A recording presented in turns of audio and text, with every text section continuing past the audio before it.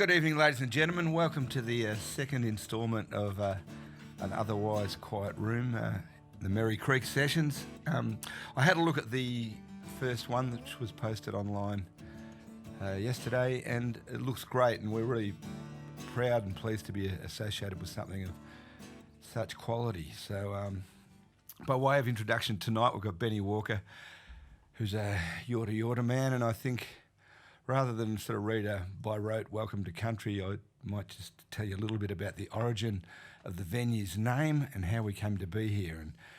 And my name's Mick Thomas. Out there's Mark Garnett, who runs the bar. He's one of the partners, and there's a third partner, Greg Clenchins, and we all worked at the Yarra Hotel, and we finished up there a few years ago, and we decided we wanted to come up this way, and we wanted something around this area, and we were looking for a name, and we thought, well, what flows out of the Yarra? And we thought the Merri Creek.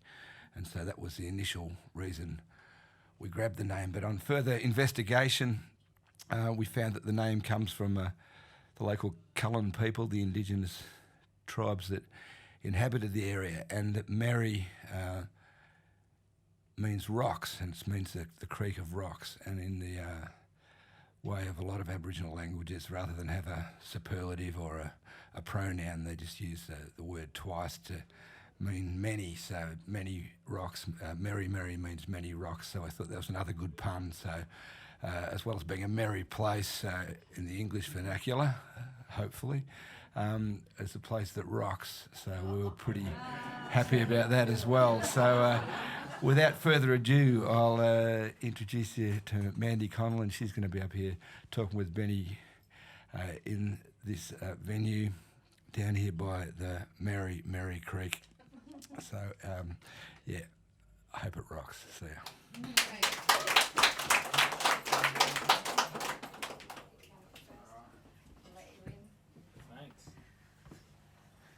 Oh my. Hi guys, how you going? Thanks for coming. I'm so excited. I'm really, really happy that you're here. So let's start off with a round of applause for you all for showing up. I'd also like to acknowledge the traditional caretakers and owners of the country that we're on. It's an important thing, and it's not something I've done very well in the past, and I'm learning, as I hope that we all learn to do. So, yeah. All right. So this is Benny Walker. Hello. Thank you for coming. I think it was maybe 18 months ago or a year ago I first asked you to join An Otherwise Quiet Room. And I know that I could have done it better. I was just talking to Ms. Vincent earlier about the things that you learn. The first thing I did was to reach out via Facebook Messenger to Benny Walker's Facebook page and then leave it like that.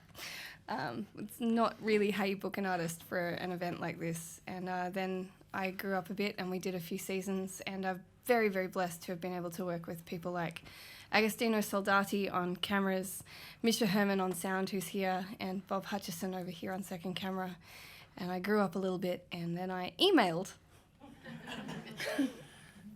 Well played. Yeah, thanks. And here I am. Ta-da! Worked. Yeah. Yeah. If you use the right technology, they will come. That's it. Can I, before we do any more, if you're on a stool, just want to come over here, because there's always the semicircle of death. It's the Melbourne Horseshoe. I didn't want to go. There we go. Nice work. Oh, and if you. you're behind them standing, now you can all just. Yeah, this is lovely. Thank you very much. Look at this. Don't be scared. I've showered and deodorized for the gig, so you can get nice and close if you want to. So Benny's made a big trip out here, and I know that there's a few missions on the calendar for this trip, but I'm really pleased that you're here. And I think that for An Otherwise Quiet Room listeners and watchers, could you please give us a song to introduce yourself? Absolutely. I'm going to play something new. So I've just finished recording a new album, and this is the first time I've played it live, so wish me luck.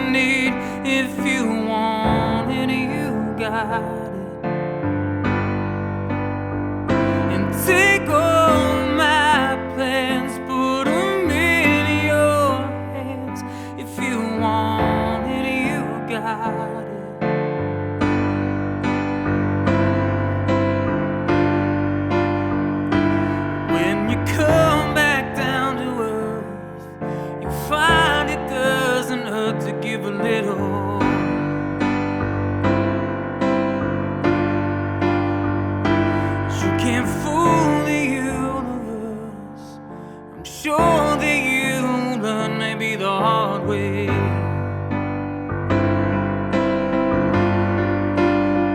So take everything that you think you need. If you want it, you got it. And take all my plans, put them in your hands. If you want it, you got it. 'Cause all that is right will be proven in time. All that is right can be yours. 'Cause all that is right will be proven in time. All that is right can be yours.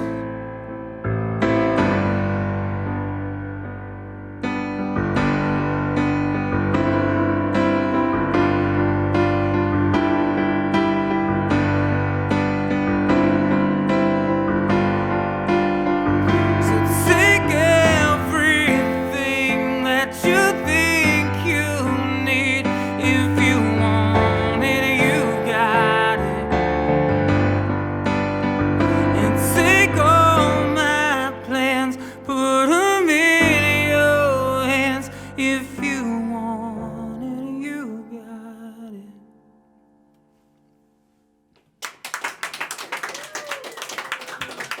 Thank you. Didn't want to breathe just in case I ruined it. Wow. Brand new. Brand new, yeah. It's the first time I've played it live. So I was nervous to say the least. It's the first time I've recorded piano on an album too. So it was that one's a step in a few new directions. So that's coming out on the new record? Yeah, it's gonna be on the new album that I've recorded. I just spent a month, all of June, pretty much tucked away, which my wife was pretty happy about, I'm sure, with leaving 2 kids at home. Oh. So I guess the band's heard it then?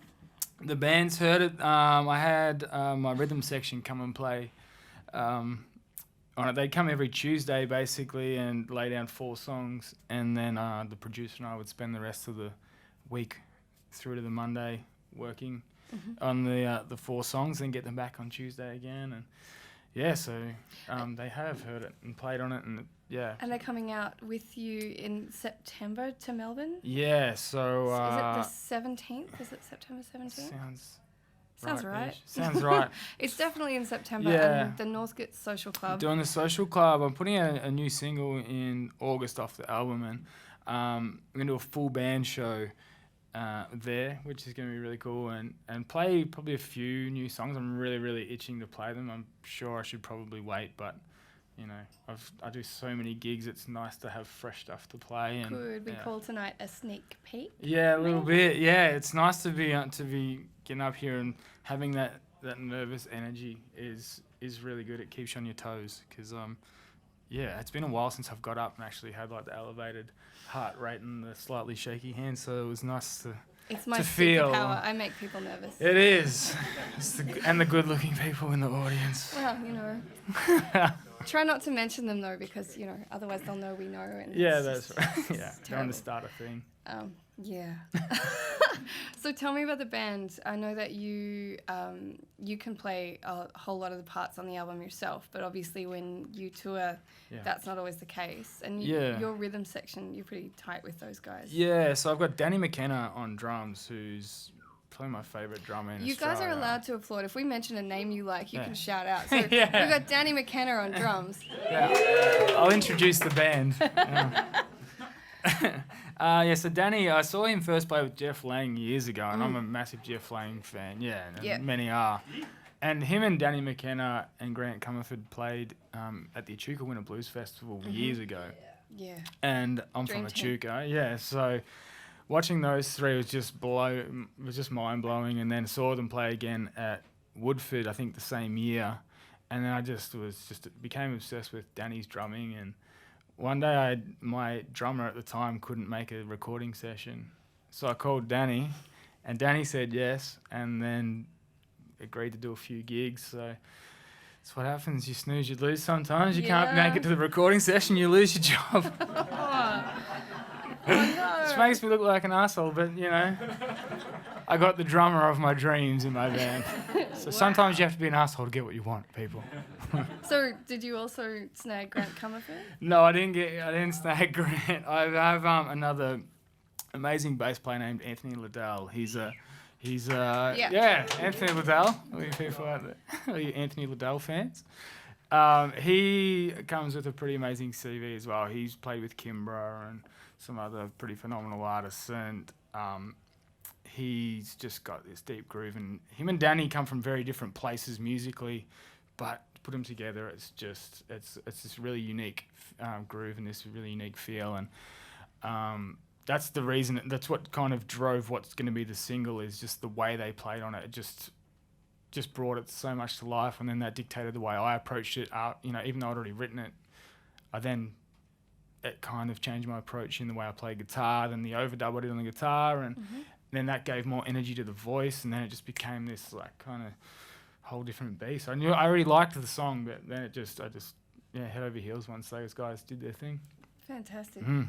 You must be so stoked to have finished the project and excited about it. Yeah. It's a kind of limbo, I think, when you've created an album or created a baby. You know, it's this creation of hard work and blood and sweat and tears and just sheer terrifying anxiety. And then it's ready to go, but you can't share it yet. You have to wait for the appropriate date. Yeah, that's it. It's for me, it's still at that place where I'm still like, I'll be driving, and I was like, oh, chuck a song, because it's still fresh for me. Like after a while, obviously, I hear them so much and play them so much that you don't get to a point where you just don't listen to the albums anymore. But yeah, at the moment, it's still that place where I just wish I could like just put it on now and let you hear it, kind of thing, because I just really love it. So, but I can't do that. No. But you can play us a song. I can do that.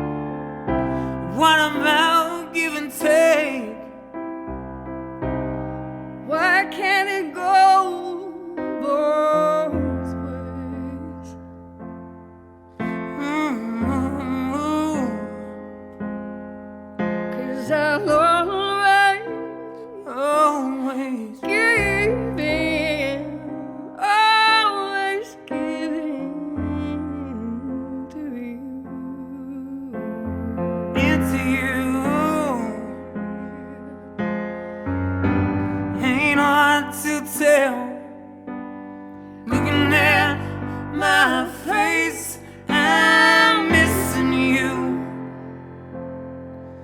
Do you need me too?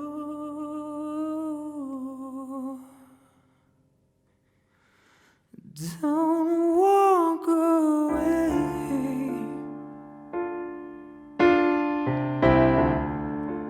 Stay in my arms.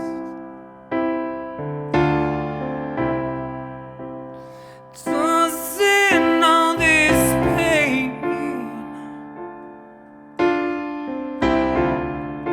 So stay in my arms.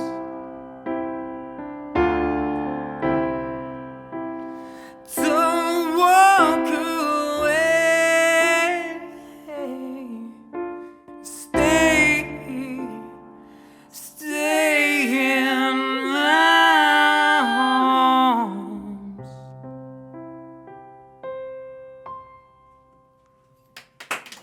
Thank you.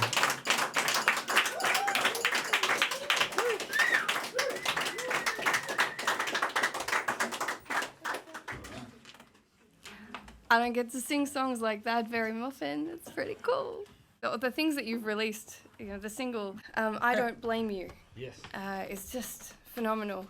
And to be able to get away with singing harmonies for Benny Walker is a pretty special deal. I cannot recommend it highly enough.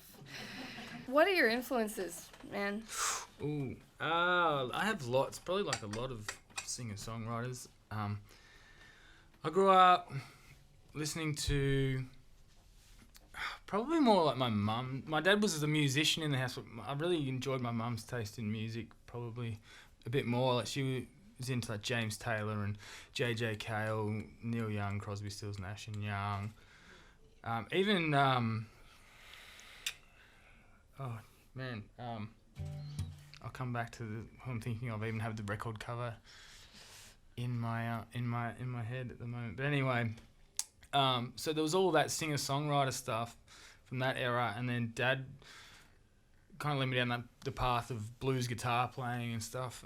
So a lot of blues influences the way I play guitar, and a lot of the time when I write too, because I suppose it's where a lot of music comes from too, the blues. So I think that's okay to be influenced by that. But there's a lot of singer-songwriters now too that I really, really love. But they're probably reminiscent of some of those old guys anyway. So like Ray LaMontagne and is a big influence, and Ryan Adams. I love some of his stuff. But then put it all in the then like you go through high school and you listen to like heavy stuff and punk stuff, and like I played in like a metal band in high school. As you can clearly see that influence now. But now my brother and I were just talking about it yesterday, like some of the Trying to picture you in like a Slipknot t-shirt. I had dreadlocks as well. Yeah. Slipknot t-shirt, baggy jeans, probably Vans or something like that. But I'm under no obligation to be who I was 5 minutes ago. So. No, none of us are. I hope sincerely. Yeah, so I've just always just listened to and played the stuff that I was into at the time, and what happens is I'll find stuff I really like and listen to it so much that it just embeds itself in me. And then I'll move on and be listening to other things, and then I'll start writing, and I start to hear it myself where the influence and the inspirations come from, and basically just try not to let other people know that you've ripped somebody else off most of the time, because that's kind of all. It's like everything's to a point kind of been done. There's only so many notes and so many chords and so many words and so many things that rhyme or whatever. So it's just trying to do it in a way that's just not a total rip off a lot of the time. I was researching for a songwriting workshop that I taught at a festival recently, and I found all of these famous quotes from amazing artists, and they were all about how great art is stealing and not letting anybody know that you've well, that's the kind stealing of well. Yeah, that's what I'm trying to say. I guess it's just steal well enough that it looks like your own. And you, I know that you've done a lot of work on songwriting projects with groups like through APRA, for instance. Yep. Do you spend a lot of time on technique after those events? No, not really. You don't. No, sit what down I and do, I've done a lot of co-writing, and Oh, really? what I do, no, yeah, I'd love to. It's on camera now, so you can't That's get out of right. it. Room full of people waiting for me. Sorry. That's fine. No, I'm totally down for it. But what I always walk away with is new tools when I've written with other people, because everyone has a bit of a different approach to it.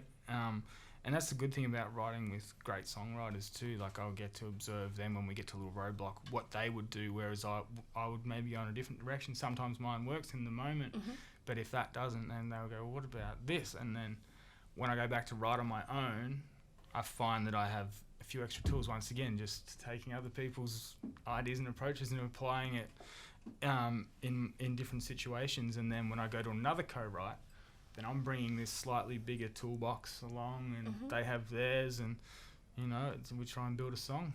Yeah, so not so much changing my technique. I don't know what a songwriting technique is. It's just, for me, I find some chords that I like the sound of, then I start humming a melody that I think sounds cool, and then a first line kind of drops out of my mouth, and I go, oh, that was good, or that was shit, and then go from there. That's how you write a song, folks.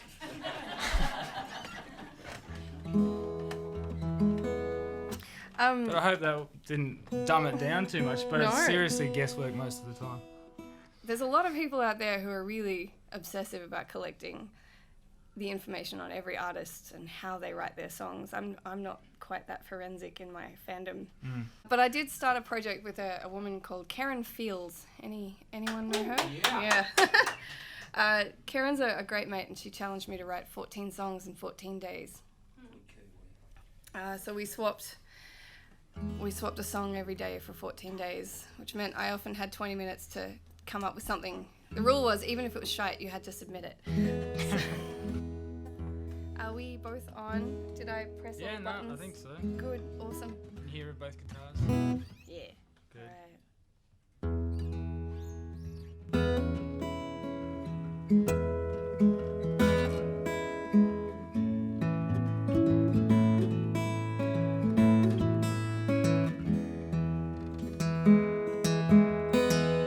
Half an acre is all you need. We can grow enough to feed you and me. Keep our own company, living on okra and casserole. Muddy waters on the radio. You keep a candle on the old pine table. I keep a crystal in the sash window, living on okra and casserole.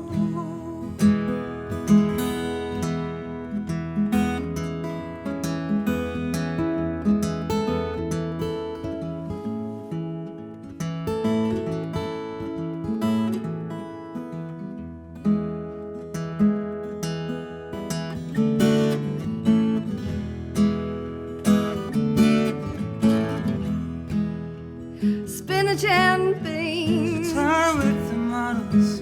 no hocus pocus, never need another. Happiness is growing in this small town villa, living on okra and casserole. Stone fruit and citrus, raspberry pie, Rhubarb and custard in paradise. no hocus pocus, you don't have to try. Living on okra and casserole.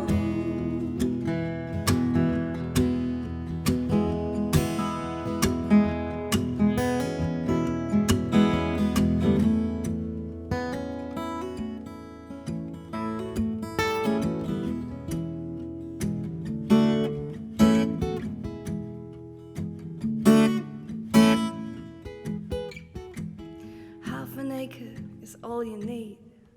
We can grow enough to feed you and me. We can keep our own company, living on okra and casserole. Living on okra and casserole.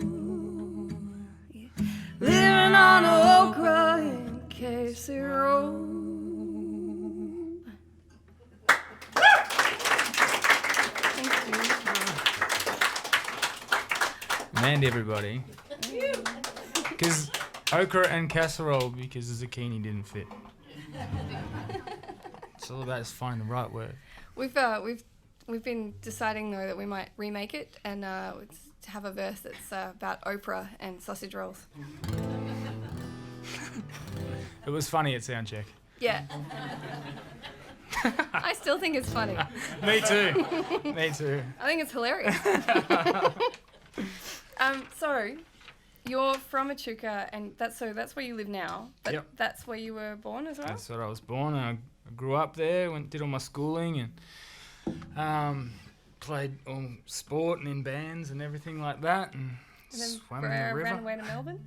Yeah, after high school, moved to Melbourne, and wanted to live the big city life, and just basically got myself a lot more uptight. That's all that happened when I moved here. So 5 years later, I moved back to the country, and yeah, I've really been enjoying that. But it's nice just to come into the city for the things I need to do or want to do, because I just can't do traffic. It drives me insane. So, I hear you. I just moved to Castlemaine. I'm very excited about it. Peak hour in Castlemaine is not comparable to Northcote. Yeah, good thing about Echuca, everything's 10 minutes away. So, yeah. My mother and father-in-law live on the other side of town, and that's, literally, I think it's 7 minutes to get there. So it works well. That's actually in a state, because I'm in Moama. I know you're excited about going back because you're heading back to the local football club to celebrate Archie Walker Day.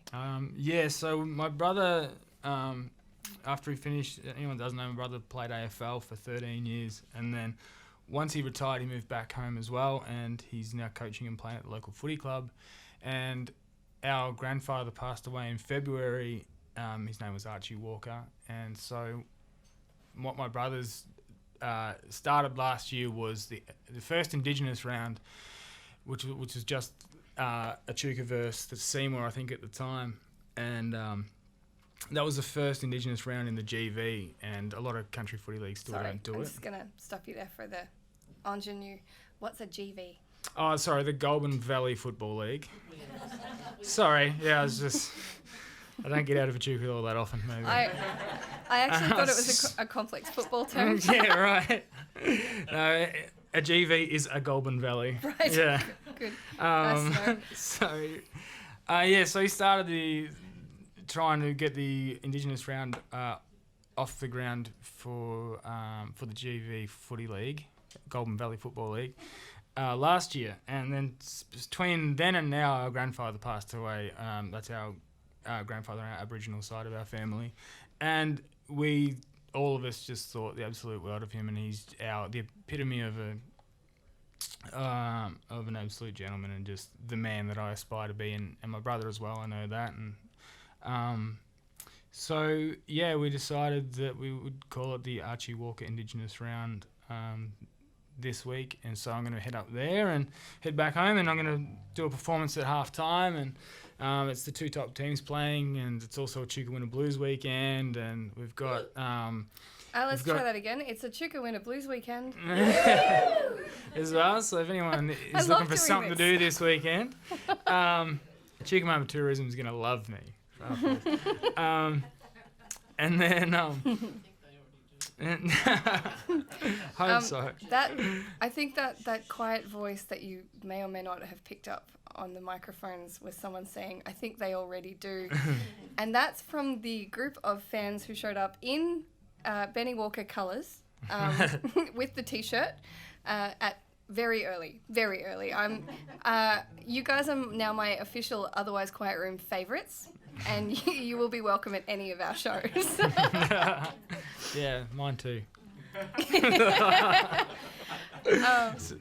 Yeah, but Echuca Moama Winter Festival, all of the Echuca festivals obviously are a bit in love with you, and I can see why, and I really want to say thank you for coming here. But pleasure. if you'd like to come to any more of the shows, we have Sally Dasty as our next guest on August 29th, right here in the Merri Creek Tavern, and that'll be number 3 of the Merri Creek Tavern sessions. And of course, we have lots of published episodes online, which are available for free because apparently I am not a capitalist. Thank you so much for coming. Could you please give each other and our crew a round of applause again for showing up? I thought we'd do a cover of Warumpi Band's Black Fella, White Fella. All right. Be ready to sing.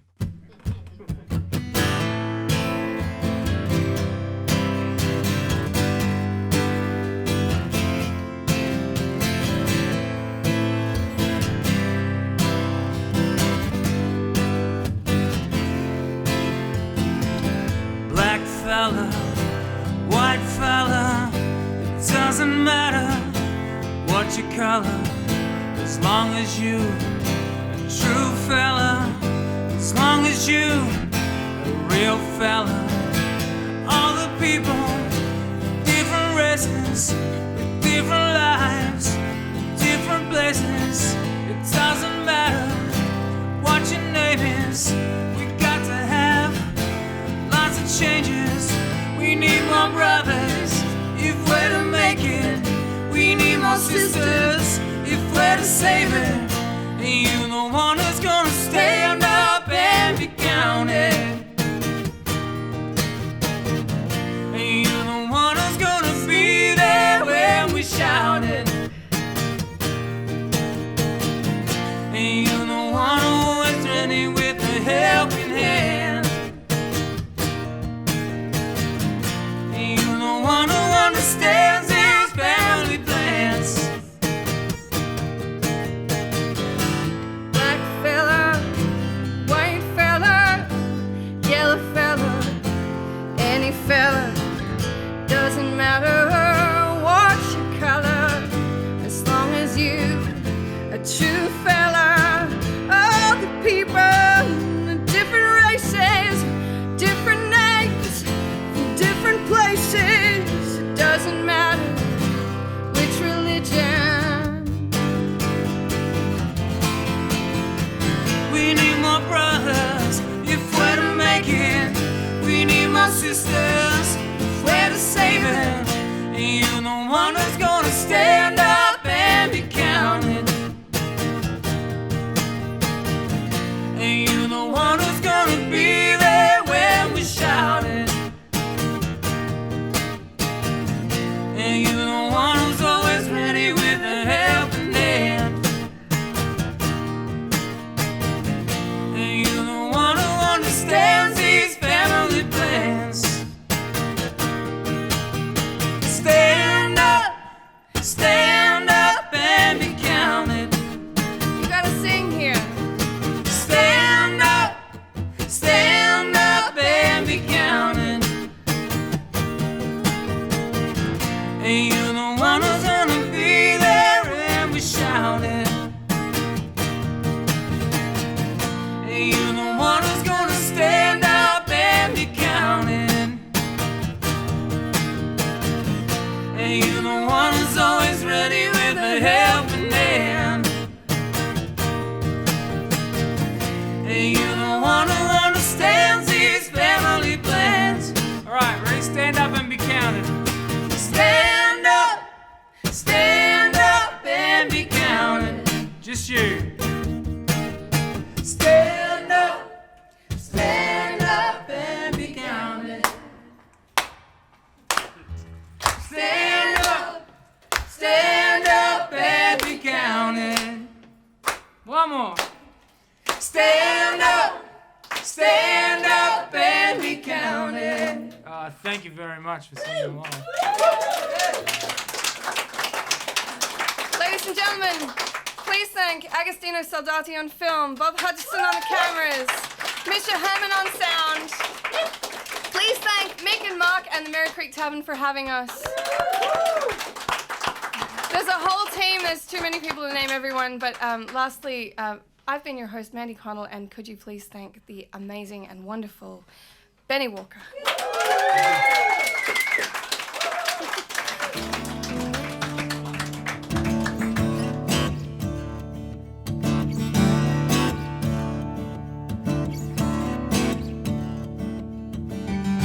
From the bustle of the airport traffic, I can read it in the paper now. They're taking all the half-caste children from the towns where they're not allowed. Like the rating of an adult movie, nobody's allowed to walk at night. This fight